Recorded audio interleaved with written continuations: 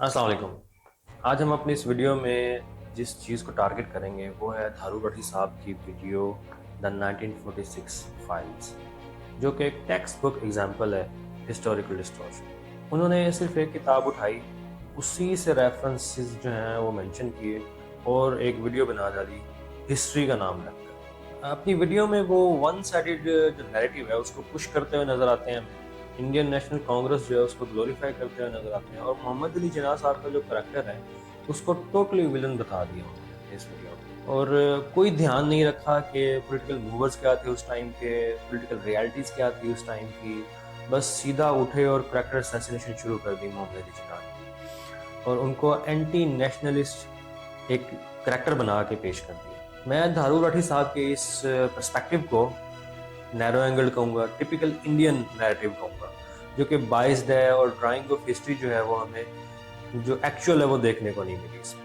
तो मैं इस नतीजे पर पहुंचा हूँ as a student of history कि धारू राठी साहब की ये वीडियो वेल रिसर्च नहीं है। दोस्तों, मैं ये बात आपको बताता चलूं कि आप जिन्ना साहब की स्ट्रगल को जब सिर्फ इंडियन पार्टीशन के एंगल से देखेंगे तो टुकड़े करने वाला हमेशा ही आपको बुरा लगेगा। लेकिन अगर आप मुसलमान ने हिंद के हकूक पर फोकस करके देखेंगे इस पार्टीशन को, तो फिर आपको वो बात समझ आएगी जो मैं अपनी इस वीडियो में बताने जा रहा हूँ। धारू राठी साहब या आजकल के जो मुफक्किर हैं, जो हिस्टोरियन हैं, वो करते क्या है कि पार्टीशन को सेंटर बनाते हैं और उसके इर्द गिर्द हिस्ट्री को घुमा के हमें बताते हैं, जिससे हमें यही तासुर मिलता है कि जो जिन्ना साहब की पर्सनैलिटी है वो शायद एंटी नेशनल है। लेकिन हम धारू साहब की इस वीडियो में से उनके आर्गूमेंट्स में मौजूद फ्लॉ को हाईलाइट करेंगे, उनकी सारी वीडियो में जिन्ना साहब की तरफ नेगेटिव अप्रोच को काउंटर करेंगे और आज हम वो बातें बताएंगे जो कि किताबों में लिखी तो हुई हैं मगर किसी ने आज तक उनका जिक्र नहीं किया। धारू राठी साहब ने दावा किया है कि उन्होंने बड़े बड़े लोगों के आर्टिकल्स को पढ़ा, जैसा कि लैरी कॉलिंस और डोमिनिक लेपेयर, और किताब कंसल्ट किया फ्रीडम एट मिडनाइट, और फिर एक सीरीज बनी है सोनी टीवी के ऊपर, उसको पढ़ा, रिसर्च की और उसके बाद ये वीडियो बनाई। मतलब वो बताना चाह रहे हैं कि उन्होंने बहुत रिसर्च की, लेकिन हकीकत में आपको बताऊं कि ये सीरीज जो है ये इसी किताब के ऊपर बनी है और ये जो बड़े बड़े लोग जिनके ऊपर इन्होंने रिसर्च की वो इसी किताब के ऑथर्स हैं। तो आप इससे खुद आइडिया लगा लें कि उन्होंने कितनी की रिसर्च की है इस वीडियो को बनाने के लिए, और उसके बाद जो है वो मिलियंस ऑफ व्यूज लिए। इस किताब का हाल मैं आपको सुनाऊं तो इसके बारे में कहा जाता है कि ये कांग्रेस सेंट्रिक थी और जिन्ना साहब के करैक्टर को कम्प्लेक्स, कंट्रोवर्शियल और चालबाज और मक्कार करके जो है ना दिखाया गया, हर्डल्स क्रिएट करने वाला एंटी नेशनल लीडर बना के दिखाया गया है। आगे आप खुद अंदाजा लगा लें कि एक इंडियन यूट्यूबर धारू राठी साहब अपनी इस वीडियो में कितना फैक्चुअल और न्यूट्रल होंगे। खैर, हम इस वीडियो में आगे चलते हैं और आपको मैं अब एक एग्जाम्पल के थ्रू हिस्टोरिकल इवेंट का जो कंस्ट्रक्ट है वो बताने की कोशिश करते हैं। दोस्तों, आप सपोज करें ए पार्टी है और बी पार्टी है, दोनों इलेक्शंस लड़ते हैं, ए जीत जाता है और बी हार जाता है। और अब ए जो कि जीत गया, जीत के नशे में कह देता है कि जी बी तो एग्जिस्ट ही नहीं करती, सिर्फ इसलिए कि वो इलेक्शन में हार गया, बी एग्जिस्ट ही नहीं करती। अब ऐसे में आप मुझे बताएं कि बी क्या करेगा। ऑब्वियसली बी जो है वो अब सर तोड़ कोशिश करेगा कि अपने वजूद को साबित कर सके, बता सके कि वो एग्जिस्ट करता है। अब चले हिस्ट्री में पीछे कि 1937 के इलेक्शंस के बाद जब मुस्लिम लीग पूरी तरह हारी तो नेहरू ने बोला कि there are only two parties, Congress and British. और फिर जिन्ना को मॉक किया नेहरू कि तुम पैंट कोट पहनने वाले बाबू साहब, तुम्हें क्या पता मास पॉलिटिक्स क्या होती है। This was the point, Jinnah change his strategy. ये बातें इंडिया विंस फ्रीडम जो है किताब अब्दुल कलाम आज़ाद की, उन्होंने लिखी हुई है बाकायदा। जिन्ना ने फिर एग्रेसिव मैस मोबिलाइजेशन स्ट्रेटजी अपनाई और नतीजा आपके सामने था कि 1946 के इलेक्शंस में इंडिया में सिर्फ दो पार्टीज हैं या तीसरी कोई पार्टी भी है, ये खुलकर सामने आ गया। अब इस स्ट्रेटजी को समझे बगैर धारू साहब बोलते हैं कि जिन्ना भड़काऊ भाषण देते थे, और फिर चालाकी मुलाहिजा कीजिए धारू साहब की कि वो वर्ड्स की सिलेक्शन कैसे करते हैं। वो कहते हुए नजर आते हैं अपनी वीडियो में कि जिन्ना के पास जो थी वो पॉलिटिकल पावर थी और गांधी के पास दूसरी तरफ अवामी पावर थी, मतलब जिन्ना अवाम में मकबूल नहीं थे। तो साहब ये पढ़ें।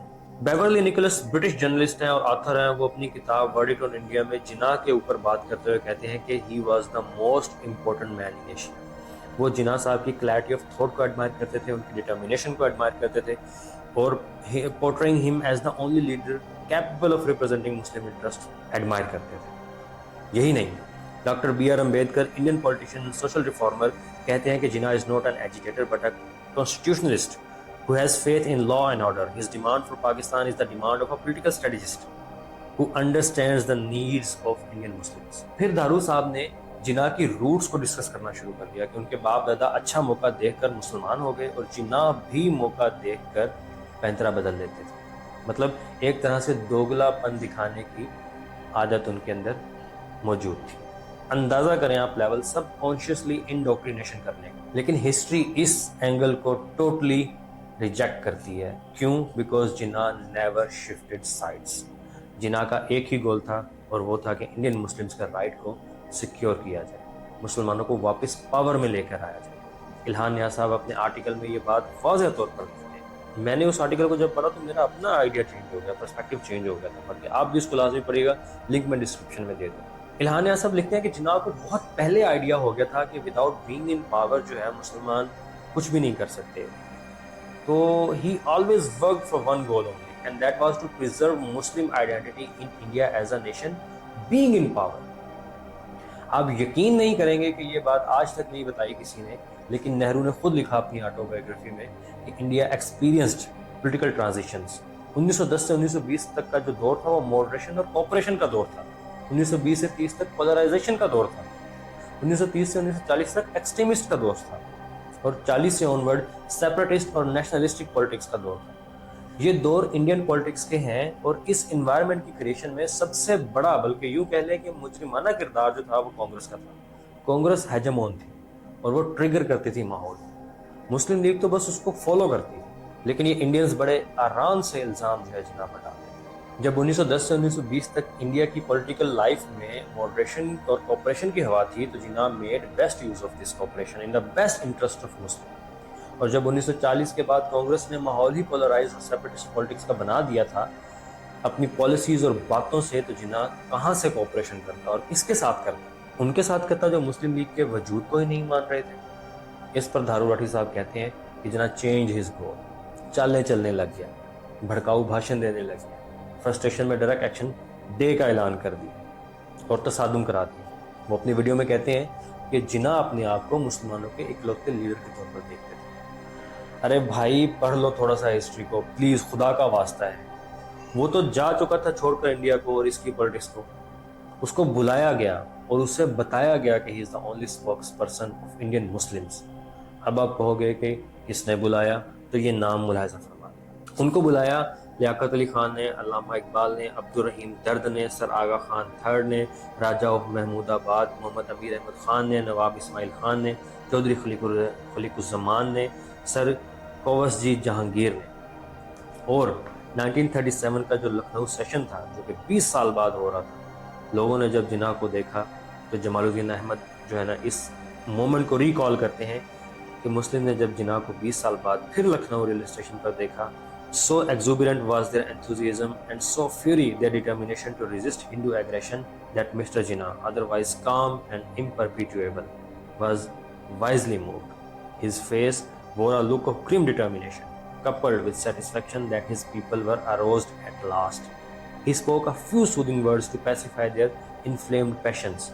Many Muslims, गौर से सुनिएगा, many Muslims overcome by emotion, wept tears of joy to see their leader, who they felt sure would deliver them from their bondage.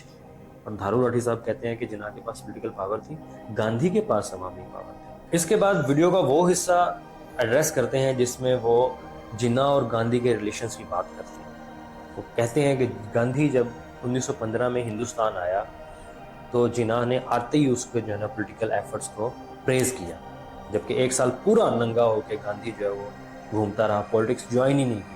तो जिन्ना कैसे उसके आते ही उसकी पॉलिटिकल एफर्ट्स को प्रेज कर सकते हैं? Jinnah never praised Gandhi's political efforts as falsely claimed by Dhruv Rathee Sahab. उल्टा गांधी ने इधर पॉलिटिक्स स्टार्ट की, उधर जिन्ना ने उसको इख्तलाफ करना शुरू कर दिया। जिन्ना और गांधी का इख्तलाफ बेसिकली ये था, गांधी साहब समझते थे कि अगर इंडियंस ब्रिटिश की हेल्प करेंगे वर्ल्ड वॉर 1 में तो ब्रिटिश इन रिटर्न इंडिया को फ्री कर देगा। इसके लिए वो गली गली घूमे और लोगों को फौज में भर्ती किया और इसका ब्रिटिश से कोई एग्रीमेंट भी नहीं हुआ था उनका। अपने तौर पर ही वो लोगों को जो है ना इकट्ठा कर रहे थे। महाआत्मा गांधी साहब। ब्रिटिश वर्ल्ड वॉर 1 जीतता है तो गांधी जी अपना कटोरा लेकर पहुंच जाते हैं कि जी आज़ादी दो हमको, हम तुम्हारे वास्ते लड़ाई किया। तो ब्रिटिश डिनाइड आउटराइट। फिर गांधी साहब ने सबको इकट्ठा किया और कहा कि प्लान में थोड़ा चेंज करने का। अब सत्याग्रह करते हैं, ऐसे ब्रिटिश को तकलीफ होगी और वो हमें आज़ाद कर देंगे। कोई सेंस है इस बात की? अब कुछ सेंस है इस बात की, लेकिन उस टाइम गांधी जी को बहुत लग रही थी। अच्छा, अब मैं आपको स्टोरी की शक्ल में समझाने की कोशिश करता हूँ कि गांधी के ज़हन में उस टाइम चल क्या रहा था। अब आप इमेजिन करें कि एक चौधरी है जो कि गांव के अंदर जेल बना रहा है आपको कैद करने के लिए, और आप उसकी हेल्प कर रहे हो सीमेंट बजरी के जरिए, मजदूरी के जरिए, कि इस उम्मीद पर वो आपको कैद नहीं करेगा। जेल बन जाने के बाद आप बताएं मुझे कि चौधरी वो आपको कैद नहीं करेगा। फैसला आपने करना है। अब आप कैद हो चुके हैं और कह रहे हैं कि मैं खुद को तकलीफ दूंगा, खाना नहीं खाऊंगा, इससे चौधरी को तकलीफ हो और चौधरी मुझे छोड़ दे। चौधरी सोच रहा है ऊपर, यार कैसा फजूल इंसान है, जेल बनाने में मेरी हेल्प की, अब जेल के अंदर खुद ही को तकलीफ दे रहा है और सोच रहा है कि मैं इसे छोड़ दूंगा। वो कैदी गांधी साहब थे, इंडियंस को पीछे लगाया होता, और वो चौधरी ब्रिटिश। और इन प्लान्स से जिन्ना को भी इख्तलाफ था, क्योंकि वो नशे में हाई होकर फैसले नहीं करते थे, दिमाग का इस्तेमाल करते थे। और नेहरू अपनी ऑटोबायोग्राफी में खुद लिखता है कि in 1920 Congress was turning into a mass organisation and Jinnah did not fit in and did not approve of it, hence he left. क्यों? क्योंकि Gandhi was too stubborn to give a thought to what Jinnah had in mind. Jinnah दूसरी तरफ समझते थे कि message के rights के लिए वो काफी है ब्रिटिश से लड़ने के लिए कॉन्स्टिट्यूशनली।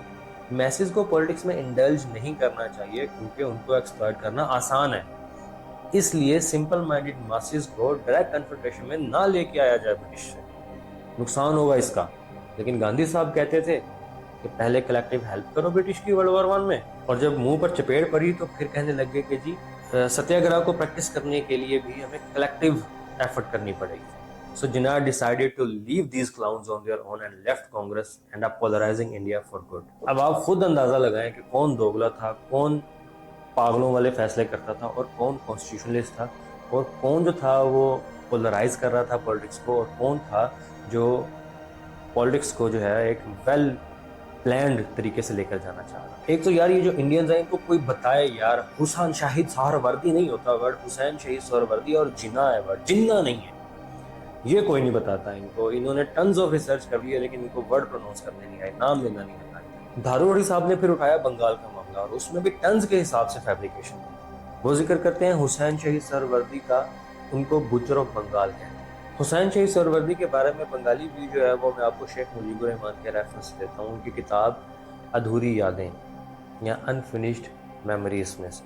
अपनी किताब में मुजीबुर रहमान लिखते हैं कि Suhrawardy influenced his early involvement in politics. Sheikh Suhrawardy साहब को वो चैंपियन ऑफ बंगाल कहते थे, जिनको ये बुचर ऑफ बंगाल कह रही है। Mujib saw Suhrawardy as a leader जो समझते थे, जो प्रायोरिटाइज करते थे rights and welfare of Bengalis, especially during the Bengal famine and the post partition period. Sheikh अपनी किताब में लिखता है कि लोग कायद-ए-आज़म के बाद अगर किसी को कुछ समझते थे तो वो हुसैन शहीद सोहरावर्दी थे, और आप उठ के उनको अपने ही लोगों का बुचर कह रहे हो, कुछ तो खुदा का खौफ करो यार। अब बात करते हैं बंगाल से ही जुड़े डायरेक्ट एक्शन डे की। अब धारूर राठी साहब कहते हैं कि जिन्ना ने भड़काऊ भाषण दिया और डिस्ट्रक्शन ऑफ इंडिया कहकर तसादुम करवा दिया कम्युनल लाइंस पर, और कत्ल करवा दिया बंगालियों को। एज अ रिएक्शन वेवल ने फिर मुस्लिम लीग को बुलाया ही नहीं गवर्नमेंट फॉर्म करने के, जबकि जो हुआ उसकी तरतीब में अब आपको बताता हूँ। 6 अगस्त को वेवल सिर्फ कांग्रेस को इनवाइट करता है गवर्नमेंट फॉर्म करने के, और एज अ रिएक्शन 16 अगस्त को जिन्ना डायरेक्ट एक्शन डे की कॉल देते हैं ताकि बता सकें कि वो सिर्फ पॉलिटिकल पावर नहीं रखते बल्कि मैसेज में भी मकबूल हैं, और Muslim League as a party exist करती है, सिर्फ कांग्रेस और ब्रिटिश नहीं एग्जिस्ट करते एज अ पार्टीज। धारूर साहब ने एक तो हिस्टोरिकल करप्शन की और दूसरा ये नहीं बताया कि कांग्रेस ने एनवायरनमेंट चार्ज कर दिया था, मैसेज को ब्रेन वॉश और पोलराइज किया हुआ था और एज अ शील्ड इस्तेमाल कर रहे थे ब्रिटिश के अगेंस्ट। तो फिर मुस्लिम लीग को भी do as Romans do in Rome करना ही, लेकिन इसके ऊपर कह दिया जाता है जी कम्युनल लाइन पर लड़वा दिया, भड़काऊ भाषण दे दिया। फिर वो कहते हैं जी कांग्रेस एक सेकुलर पार्टी थी और हिंदू और मुसलमान दोनों लीडर्स मौजूद थे उसमें, जबकि हिस्ट्री के वर्क के कुछ और बोलते हैं। साहब ये पढ़ो, अब्दुल कलाम आजाद अपनी किताब इंडिया विंस फ्रीडम में खुद लिखते हैं Congress did not come out fully successful in it testimony of nationalism. नरमन जो था बम्बई में, उसकी जगह बीजे खर को बम्बई का जो चीफ मिनिस्टर नॉमिनेट किया गया। क्यों? क्योंकि एक पारसी मेजोरिटी हिंदुओं पर रूल नहीं कर सकता। सरदार पटेल साहब को ये मंजूर नहीं था।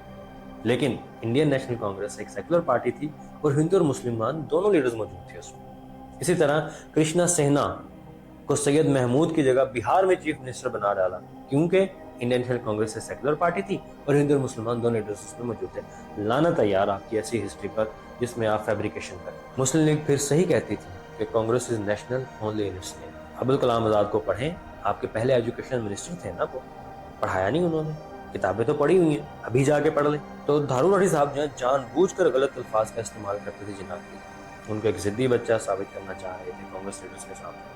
और कांग्रेस लीडर्स एक्चुअल लीडर्स थे, पॉलिटिकल एक्यूमेन भी रखते थे और साफ दिल के भी थे, जबकि जिना को बस भड़काऊ भाषण देने वाला और अवाम में बिल्कुल मकबूल ना होने वाला एक लीडर बना के पेश कर दिया। अब जिना के बारे में मोन्टेग अपनी इंडियन डायरी उन्होंने लिखी थी, पता नहीं कितने वॉल्यूम में, उसमें लिखता है कि जिना was a brilliant and uncompromising politician who stood out among Indian leaders. मोन्टेग के ये rhetorical remark थे जिना के बारे में that he was so capable and difficult to please that perhaps he should have country of his own to govern. Montag admired Jinnah's sharp intellect and ability to argue persuasively. He noted that Jinnah was one of the few leaders who could stand up both to the British and the Congress leaders. अब आप मुझे बताएं, एक leader जो कि British को भी टक्कर दे दे, कांग्रेस को भी टक्कर दे दे, क्या कांग्रेस चाहेगी कि उसके साथ गवर्नमेंट बनाए या उसके होते हुए गवर्नमेंट बनाए? कांग्रेस में कोई पॉलिटिशियन नहीं था जिन्ना के भाई, जिन्ना की टक्कर का कोई पॉलिटिशियन ही नहीं था। नेहरू और सरदार पटेल ने सोचा कि इसको हटाएं भाई किसी तरह से, अगर ये रहा तो हमारी दुकान कैसे चलेगी? पाकिस्तान मांगता है तो दे दो, लेकिन हटाओ रास्ते से। याद करें जब गांधी जिन्ना टॉक्स में जिन्ना ने गांधी को लाजवाब दिया था, गांधी ने जिन्ना को कहा कि आओ बात करें। जिन्ना ने कहा ठीक है, I am representing Muslims of India, अब आप मुझे बता दें आप किसको रिप्रेजेंट कर रहे हैं। गांधी कह रहा था कि आई एम रिप्रेजेंटिंग इंडियंस, जिन्ना कहता था how is it possible, I am representing Indian Muslims. तुम कैसे तमाम इंडियंस को रिप्रेजेंट कर सकते हो जब मुसलमानों को तो मैं रिप्रेजेंट कर रहा हूँ? इसी पे लाजवाब कर दिया गांधी को। गांधी जिन्ना टॉक्स फेल्ड। अच्छा, मजे की बात यह है कि थारू साहब ने खुद अपने पाँव पर कुल्हाड़ी मारी। ये क्लिप कोई गालिबन 25 मिनट और 33 सेकंड वाला दिखाकर, जिसमें गांधी कहते हुए नजर आ रहे हैं कुर्सी जिन्ना को दे दो, कुर्सी जिन्ना को दे दो। तो नेहरू बोला कि 300 मिलियन हिंदू जिन्ना के रूल के अंडर रहे।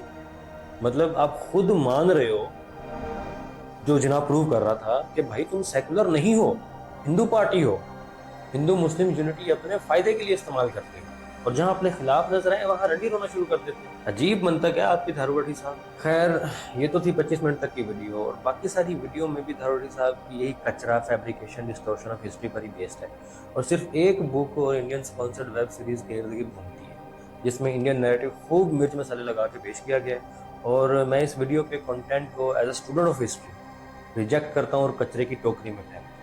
अगर आपको भी लगता हो कि हिस्ट्री के ऊपर पर्सपेक्टिव डेवलप करने के लिए, अपनी अंडरस्टैंडिंग डेवलप करने के लिए सिर्फ एक किताब उठा के उसके ऊपर वीडियो बना देनी चाहिए काफ़ी है, तो फिर धारू राठी साहब आपके लीडर्स हैं। कम से कम 3-4 सोर्सेज को कंसल्ट तो करना चाहिए। तो फिर मुझे अप्रिशिएट कीजिएगा, मेरी वीडियो पे कमेंट कीजिएगा अपने नज़रियात, अपने ओपिनियंस, और लाइक कीजिएगा और शेयर कीजिएगा इस वीडियो को। Thank you.